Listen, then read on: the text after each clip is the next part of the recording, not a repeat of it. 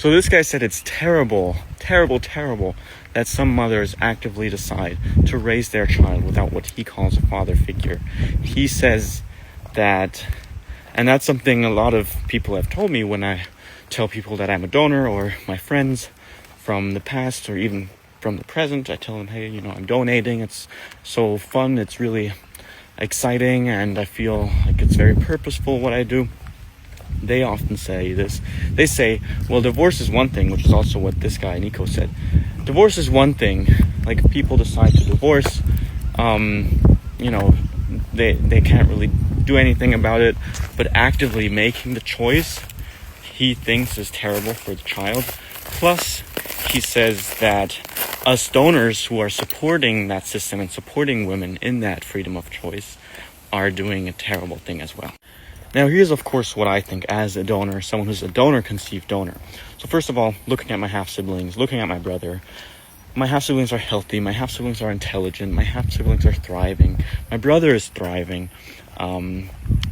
That's also why I decided to continue kind of into the footsteps of my own donor father, trying to improve a few things where I think he could have done better.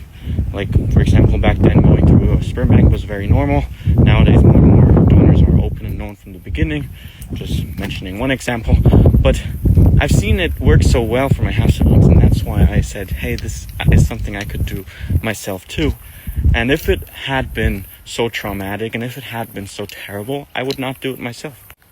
Now, people don't seem to understand that for 99% of humanity's history, we have been living in tribes, we have been living in agricultural communities, so we've been supporting each other, our families, in many different ways. The nuclear family is a very, very modern invention. The family of one mother, one father, one child in one household, not really in a community, not in a tribe, not in an agricultural group, is something we have only seen in the last couple hundred years.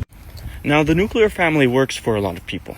There's a lot of healthy families out there, and there's a lot of people that choose to go the path of the nuclear family. However, I think it's totally fine for mothers to make the choice to become a single mother, or for a lesbian couple to raise a child, and that does not necessarily mean the child will grow up without a father figure. Most of the open donors I know are even open to being some sort of father figure, which doesn't mean they couldn't be the dad at home, obviously, because they're the donors, not the dads. But these mothers also usually have brothers, fathers, friends that can also be male role models for the children as well.